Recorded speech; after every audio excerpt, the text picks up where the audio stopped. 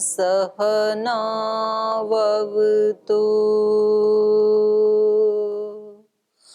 सहनौ भुनक्तु सह वीर्यं करवावहै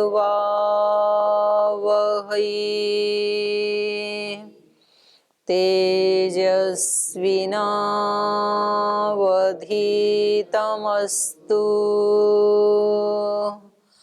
मा विद्विषावहै। ॐ व्रतानां व्रतपते व्रतं चरिष्यामि तच्छकेयं तन्मे राध्यताम्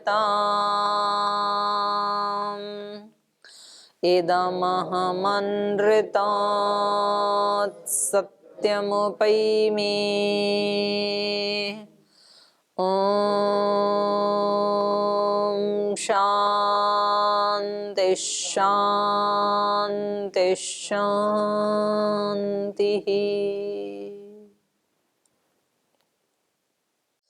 कल ये कह रहे थे कि अन्य अनुष्ठानों के द्वारा यदि ब्रह्मलोक आदि की प्राप्ति हो जाती है तो फिर ये इतना बड़ा मोक्ष के लिए अष्टांग योग का अनुष्ठान क्यों करें। तो इसका उत्तर देते हुए सूत्रकार ने कहा था, इतर लाभे अपि आवृत्ति पंचाग्नि योगत जन्म श्रुते है।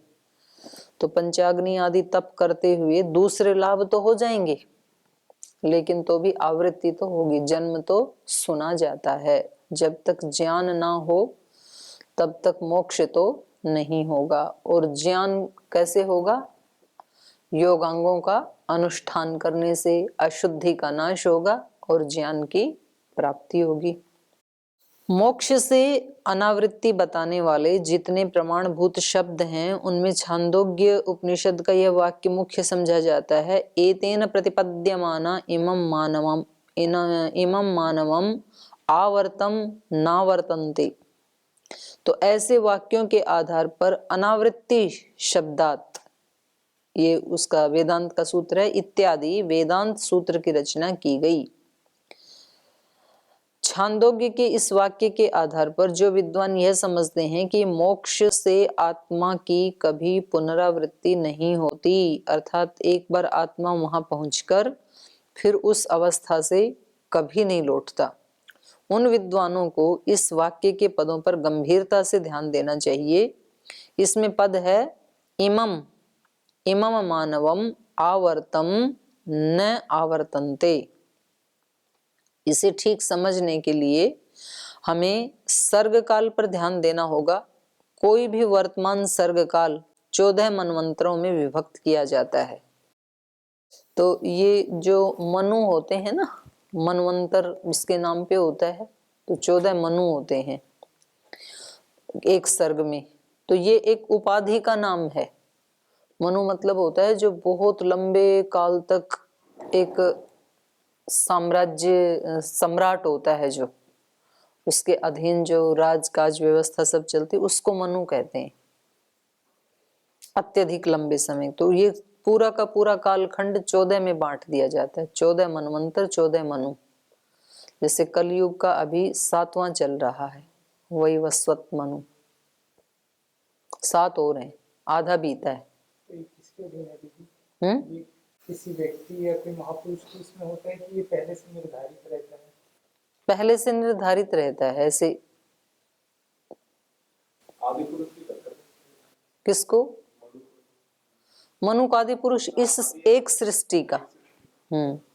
तो ये कह रहे हैं कि यहाँ पर ये गंभीरता से देखना चाहिए कि ये जो कालखंड है इसमें जो इमम मानवम आवर्तम न आवर्तनते, इसे ठीक से समझने के लिए सर्ग काल पर ध्यान देना होगा। कोई भी वर्तमान सर्ग काल 14 मनवंतरों में विभक्त किया जाता है।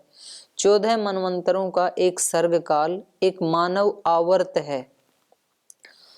14 को मिला के जो काल हुआ उसको कहेंगे मानव आवर्त। उपनिषद के इन पदों के साथ इमम विशेषण लगा हुआ है जो वर्तमान मानव आवर्त की ओर संकेत करता है। इमम मानवम आवर्तम। तो इसका स्पष्ट अर्थ ये होता है कि जो आत्मा जिस मानव आवर्त में मोक्ष को प्राप्त होते हैं उसी मानव आवर्त में वे मोक्ष से लौटकर नहीं आते, मतलब उसी आवर्त में। तो आवर्त तो 14 का होगा ना, उसी सर्ग में दोबारा नहीं आएंगे, उसी सर्ग में तो आ ही नहीं सकते। अभी अभी तो हमने पढ़ा था ऋग्वेद आदि भाष्य भूमिका में कि ब्रह्मा के 100 वर्षों तक वो वहां रहेगा, तो ये आवर्त तो एक ही दिन में पूरा हो जाएगा।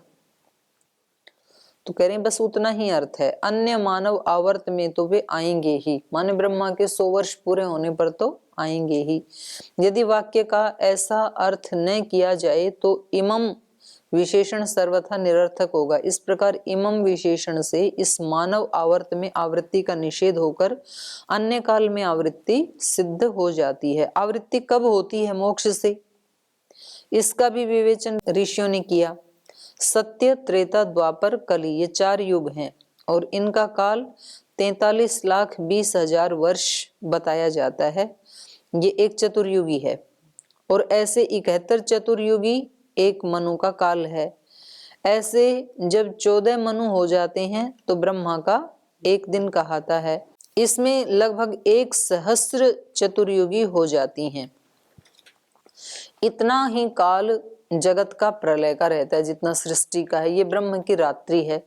तो इस प्रकार से 2 सहस्र चतुर्युगी का काल ब्रह्मा का एक दिन रात है। अच्छा, ऐसे 30 दिन रात का एक महीना और ऐसे ही 12 महीने का एक वर्ष और ऐसे 100 वर्ष ये ब्रह्मा की आयु है। मोक्ष प्राप्त कर आत्मा इतने काल तक मोक्ष में रहता है। यही काल महाकल्प कहलाता है। इसी स्थिति को आत्मा का ब्रह्मलोक में निवास कहा जाता है। मोक्ष से अनावृत्ति का तात्पर्य यही है कि इतने काल तक आत्मा घटी यंत्र माने रहट के समान, घट लगे रहते हैं ना उसमें, इसलिए उसको घटी यंत्र इन्होंने नाम दे दिया। रहट के समान लगातार जन्म मरण के चक्र में नहीं फंसता। आचार्य शंकर ने उपनिषद के उक्त वाक्य की व्याख्या में ऐसा भाव प्रकट किया है। इसके अतिरिक्त छांदोग्य में एक और वाक्य है, स खलु वेवम वर्तयन यावद आयुषम ब्रह्मलोक अभिसंपद्यते न च पुनरावर्तते। इसकी व्याख्या करते हुए भी आचार्य शंकर ने यही आशय प्रकट किया है कि जब तक ब्रह्मलोक की स्थिति है तब तक मुक्त आत्मा वहां रहता है। जब तक ब्रह्मलोक की स्थिति माने जब तक ब्रह्मलोक रहेगा तब तक आत्मा भी वहां रहेगा, मुक्त आत्मा वहां रहेगा, उससे पहले नहीं लौटता। वस्तुतः किसी भी मुक्त आत्मा के लिए ब्रह्मलोक की स्थिति उतने काल के लिए है जो काल मोक्ष का नियत है। ब्रह्मलोक तो सदा रहता है पर उस आत्मा के लिए वह समाप्त हो गया जिसका मोक्ष काल पूरा हो चुका। तो ये ऐसा ही हो जाएगा, कृतार्थम प्रतिनष्टम अप्यनष्टम तदन्य साधारणत्वात्। इसी प्रकार बृहदारण्यक उपनिषद में भी वाक्य आता है, ते तेषु ब्रह्मलोकेषु पुरा परावतो वसन्ति तेषाम न पुनरावृत्ति ही। इसकी व्याख्या करते हुए आचार्य शंकर ने लिखा है, ते तेषु ब्रह्मलोकेषु पराः प्रकृष्टा सन्तः स्वयं परावतः प्रकृष्टाः समाः संवत्सरान् अनेकान वसन्ति ब्रह्मणे अनेकान कल्पान वसन्ति इत्यर्थः। तेषां ब्रह्मलोकं गतानां नास्ति पुनरावृत्तिः अस्मिन् संसारे न पुनरागमनम् इह इति शाखांतर पाठात्। तस्मात् अस्मात् कल्प ऊर्ध्वम आवृत्तिर्गम्यते। माने ब्रह्मलोक को प्राप्त आत्मा अनेक संवत्सर अर्थात ब्रह्म के अनेक कल्प पर्यंत वहां निवास करते हैं। वे इस चालू संसार में वापस नहीं आते। माने ये संसार तो नष्ट हो ही चुका होगा, इसमें तो दोबारा आएंगे ही नहीं बिल्कुल भी, क्योंकि ये तो बहुत छोटा काल है, एक युग का भी ये तो आधा है। इस प्रकार अनावृत्ति बताने वाले शब्दों का उक्त अर्थ में तात्पर्य है। तो मोक्ष को अमृत भी इसी दृष्टि से कहा है। अमृत मतलब जो कभी मरता नहीं है, तो क्योंकि इतना लंबा कालखंड है तो हम उसको उस दृष्टि से अमृत कह देते हैं। तत्व ज्ञान या विवेक ज्ञान विरक्त पुरुष को ही संभव है, माने वैराग्य उसमें, पर वैराग्य उसमें बहुत जरूरी है। सूत्रकार दृष्टांत के द्वारा इस अर्थ को स्पष्ट करते हैं। विरक्तस्य हे हानम उपादे उपादानम हंस क्षीरवत। कह रहे हैं जो विरक्त व्यक्ति है, जिसको परवैराग्य हो गया, उस व्यक्ति के लिए हे हानम अर्थात उपादे उपादानम, ये दोनों अलग अलग हो जाते हैं। कैसे? जैसे हंस के लिए क्षीर हो जाता है, हंस क्षीरवत। त्याज्य का त्याग, ग्राह्य का ग्रहण, ये वैरागी को हो जाता है। हंस के द्वारा ग्राह्य क्या है? दूध, और त्याज्य पानी। संसार में छोड़ने योग्य और ग्रहण करने योग्य सभी प्रकार के पदार्थ सामने उपस्थित रहते हैं। अध्यात्म मार्ग पर चलने वाला व्यक्ति जब उसमें उत्कट वैराग्य की भावना उपस्थित रहती है, तभी वह इतना शक्ति संपन्न होता है कि जो उसके लिए त्यागने योग्य वस्तु है उसे त्याग देता है, और जो ग्रहण करने योग्य वस्तु है उसे ग्रहण कर लेता है। तो हमारे जीवन में जो ये द्वंद्व आते हैं, कोई व्यक्ति हमारे से प्रीतिपूर्वक व्यवहार करता है, कोई हमारे से अप्रीतिपूर्वक व्यवहार करता है। प्रीतिपूर्वक जो करता है उसको हम चाहते हैं, उसके प्रति राग होता है। जो अप्रीति करता है उसको हम नहीं चाहते हैं, उसके प्रति द्वेष होता है। तो हमारे लिए यहाँ पर हमें ये देखना पड़ेगा कि ये जो दोनों ही व्यक्ति हैं, ये हमारे लिए क्या है? ग्रहण करने योग्य हैं कि ग्रहण न करने योग्य हैं? प्यार करने वाले, प्रीति करने वाले और अप्रीति करने वाले, ये दोनों ही व्यक्ति हमारे लिए हे हैं कि उपादेय हैं? जी,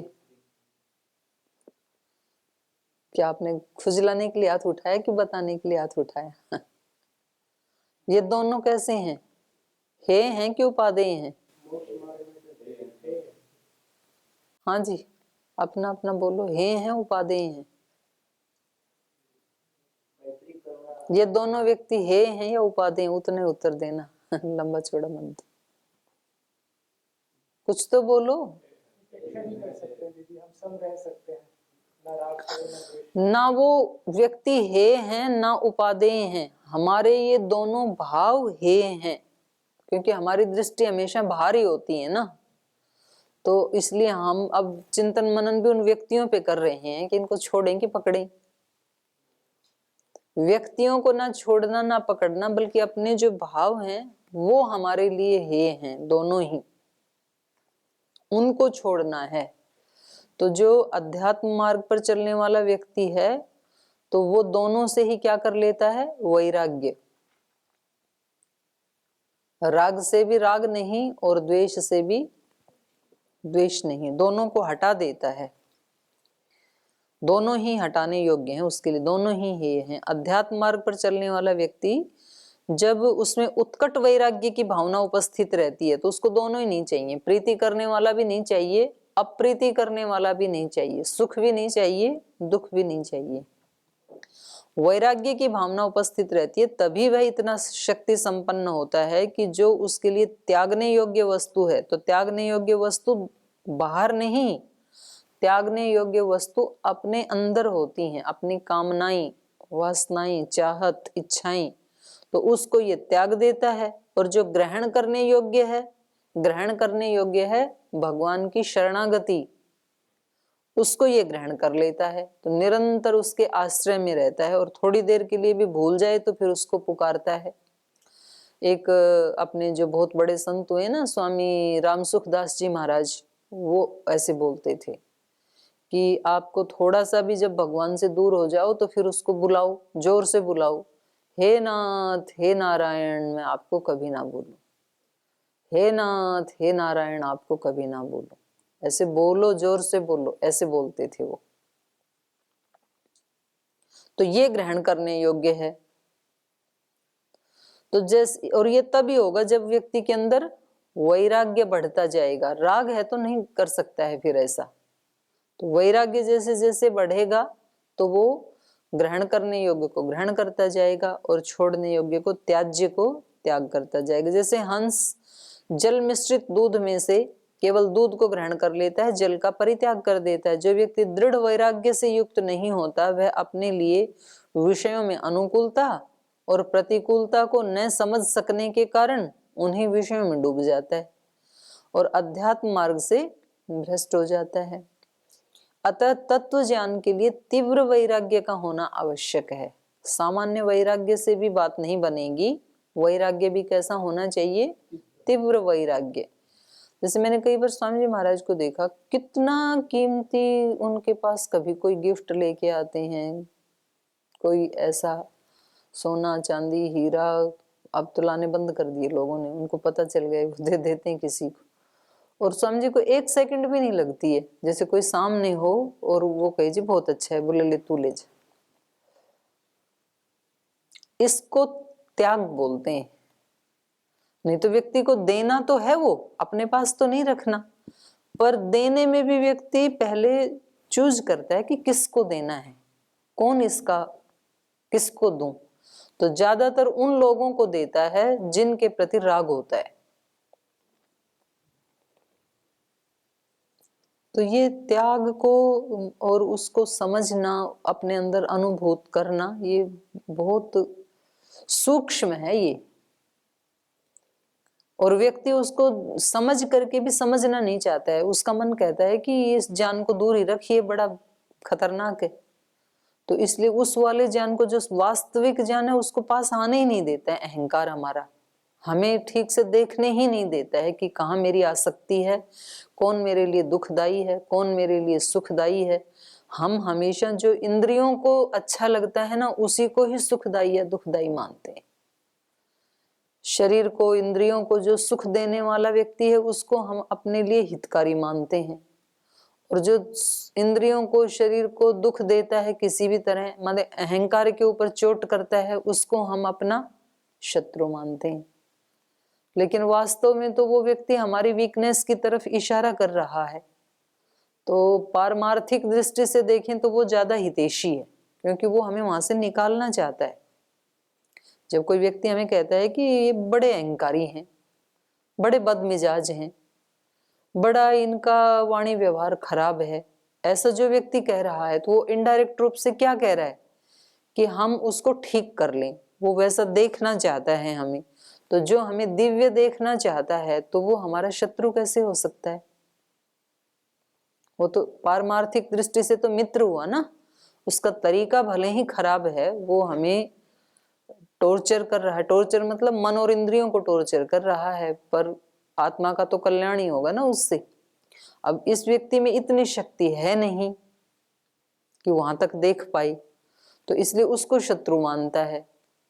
और जो व्यक्ति हम जैसे भी हैं, उसमें हमें हाँ मिलाता है, और हमारे दोष को भी वो गुण ही समझ करके पुष्ट करता जाता है। तो फिर वो दोष तो हमारा और बढ़ता चला जाएगा, और हमें वो अपना मित्र दिखाई देता है। हमें लगता है ये हमारे लिए कल्याणकारी है, तो उसके हम पास पास जाना चाहते हैं। तो ये हमारा अहंकार ले जाता है उसके पास, क्योंकि अहंकार अपने आप को टूटने नहीं देना चाहता, बदलने देना नहीं चाहता है। मन अपने, जो उसने एक ताना बाना बना लिया है, अपना एक स्टाइल रहने का बना लिया, उसको वो तोड़ना नहीं चाहता है। तो व्यक्ति को अपना, इनको हटाने के लिए अपने प्रति बहुत क्रूर और बहुत ही निष्पक्ष न्यायप्रिय होना पड़ता है। अपने प्रति बहुत कठिन काम होता है, ये सरल नहीं होता है। माने उस व्यक्ति का मन से धन्यवाद करके और उस व्यक्ति के लिए अच्छा भाव अपने मन में लाना, जिसने हमारी वीकनेस की तरफ इशारा किया, ये कठिन होता है, सरल नहीं होता है। पर उसमें बहुत बड़ी उन्नति छिपी हुई होती है, वास्तविक उन्नति होती है उससे। इसलिए ये जो साधना करने वाले हैं ना, उनको तो आ जाता है समझ में। तो इसलिए कबीरदास जी बोलते थे, निंदक नियरे राखी आंगन कुटी छिजाए। हम तो श्लोक तो बोलते हैं, लेकिन निंदक तो गुरुकुल में भी नहीं रहना चाहिए, पड़ोस में भी नहीं रहना चाहिए जो हमारी निंदा करता है। अच्छा, ये जो व्यक्ति जो पसंद नहीं करता है वो भी अपनी जगह ठीक है। वो अपनी जगह ठीक इसलिए है कि उसमें बेचारे में पहले ही ज्यादा शक्ति नहीं है, और जो थोड़ी बहुत है उसको ये डिमोरलाइज कर देता है, तो वो जिए कैसे फिर? तो वो बेचैन होता है ना, क्योंकि उसका तरीका ठीक नहीं है। वो उसको इस तरह से टॉन्टिंग करता है, टॉर्चर करता है, मिसबिहेव करता है। वो अच्छा तो बनाना चाहता है लेकिन तरीका ठीक नहीं है उसका, और ये उसको सह नहीं पाता है।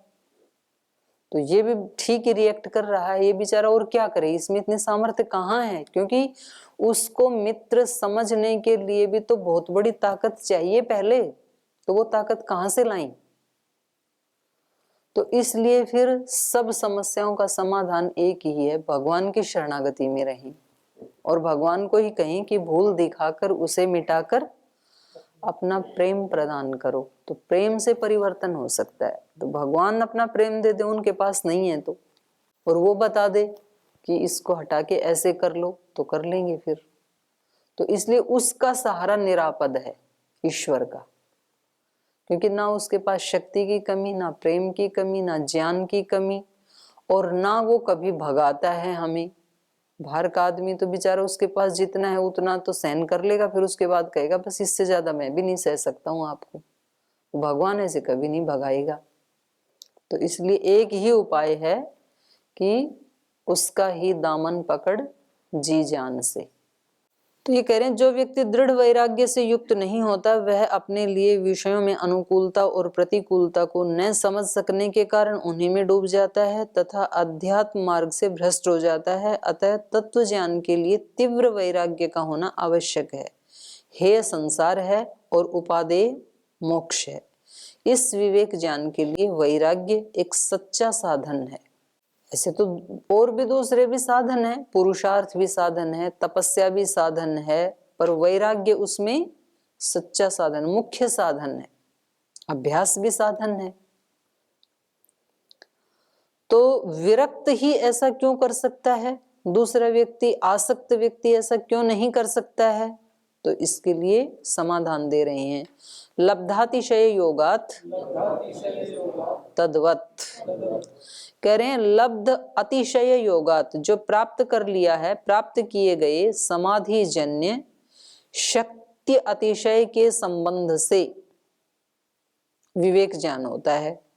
तद्वत ऊपर की तरह से, जो ऊपर वाले सूत्र में कहा था, तद्वत माने हंस क्षीरवत, हंस और क्षीर के समान। कह रहे हैं जिस प्रकार हंस को यह शक्ति प्राप्त है कि वह जल मिश्रित दुग्ध में से केवल दूध को पी जाता है और पानी को छोड़ देता है, अन्य किसी पक्षी या प्राणी में यह सामर्थ्य नहीं रहती। लेकिन ये प्रयोग करके देखना चाहिए, एक हंस लाना चाहिए पतंजलि में।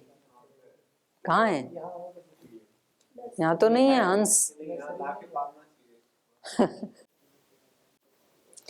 तो ये हंस में ये सामर्थ्य है कि वो दूध को पी जाता है, पानी को छोड़ देता है, अन्य किसी पक्षी या प्राणी में यह सामर्थ्य नहीं रहता। इस प्रकार दृढ़ वैराग्यवान व्यक्ति को योग समाधि जन्य अतिशय माने सामर्थ्य विशेष प्राप्त हो जाती है। देखो, सामर्थ्य सामान्य सामर्थ्य नहीं, सामर्थ्य विशेष। और ये सामर्थ्य विशेष दृढ़ वैराग्यवान व्यक्ति को, मतलब एक ठोकर सी मारनी होती है, प्रलोभनों के उपस्थित होने पर दृढ़ वैराग्यवान व्यक्ति ही ठोकर मार सकता है, नहीं तो व्यक्ति वो कर लेता है, डुलमुल हो जाता है फिर।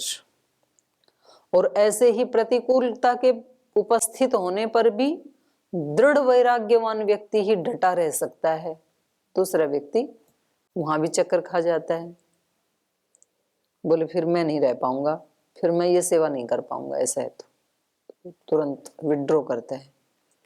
उसके सहयोग से परित्याज्य संसार का परित्याग करने में और उपादेय मोक्ष को प्राप्त करने में वह समर्थ हो जाता है। इसलिए ये जो अपने राष्ट्र भक्त हैं ना, बहुत अच्छे साधक थे ये। मतलब कितना उनके सामने प्रतिकूलताएं आई कि या तो मृत्युदंड और या तो इसको छोड़ दो, और उस समय इतनी हिम्मत करना कि हम मर सकते हैं, इसको नहीं छोड़ सकते हैं। ये काम दृढ़ वैराग्यवान व्यक्ति ही कर सकता है, नहीं तो जीवन के प्रति तो सबसे बड़ा राग होता है व्यक्ति का। व्यक्ति नहीं मरना चाहता है, व्यक्ति उसके लिए बहुत सारे प्रवचन ढूंढ लेगा, रास्ते निकाल लेगा कि भाई जिंदा रहेंगे तो देश के लिए कुछ और भी सेवा करेंगे, तो ऐसे मरने से क्या फायदा, ये तो नालायक हैं, मार डालेंगे, तो इससे अच्छा तो हम इसको स्वीकार ही कर लें। तो ऐसे ऐसे व्यक्ति अपने वो घड़ लेता है अपने ही सिद्धांत, लेकिन उसमें अडिग रहना ये दृढ़ वैराग्यवान व्यक्ति का ही काम है। मतलब वो चाहते तो वो निश्चित रूप से आत्म साक्षात्कार या ब्रह्म साक्षात्कार कर सकते थे। इतना वैराग्य, जिनका शरीर के इंद्रियों के विषयों से ऐसे विरक्त होना तो कोई सहज बात थोड़ी है। और उन्होंने तो इस प्रकार के दर्शन उपनिषद आदि तो पढ़े भी नहीं, तो वो तो पिछले जन्मों से ही उनके साथ संस्कार बने हुए चलते आ रहे थे। उनको थोड़ी सी अगर ये वाली दिशा मिल जाए तो वारे नारे हैं फिर तो ये बहुत बड़ी बात होती है दृढ़ वैराग्यवान होना।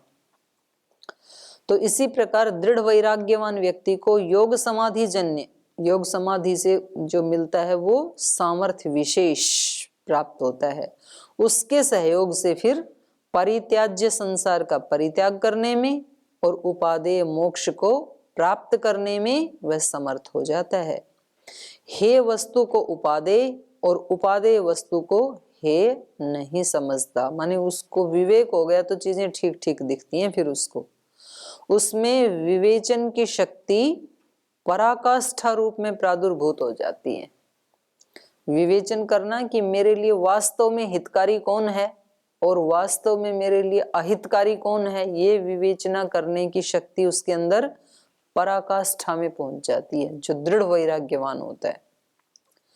इस स्थिति में पहुंचकर समाधिनिष्ठ या आत्मज्ञानी व्यक्ति प्रकृति पर्यंत सूक्ष्म अति सूक्ष्म तत्वों का साक्षात्कार कर सकता है। तो जो प्रथम अध्याय में भी बताई हैं, तो वहां पर भी उन लक्षणों पर भी विचार करते हुए योगी की इस अवस्था का उल्लेख किया है। मूल सूत्र का लब्धातिशय योगात्वा, इस प्रकार से वा जो घटित पाठ भी उपलब्ध होता है। यहाँ तो केवल तद्वत है ना, लब्धातिशय योगात, और कह रहे हैं कहीं कहीं वा ऐसे भी कहा है, तो वा का क्या अर्थ हो जाएगा?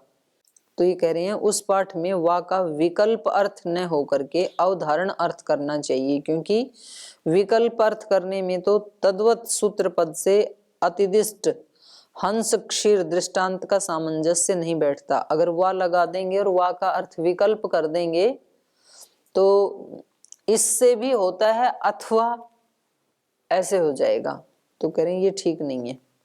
कारण यह है कि उस अवस्था में सूत्र का अर्थ होगा अथवा लब्धातिशय, जिन्होंने योग सामर्थ्य से अतिशय को प्राप्त कर लिया है, ऐसे आत्मज्ञानियों के योग से, उनके संपर्क से और अन्य व्यक्तियों को भी हेय का हान और उपादेय का उपादान हो जाता है। जैसे दत्तात्रेय के संपर्क से अलर्क को ज्ञान हो गया था।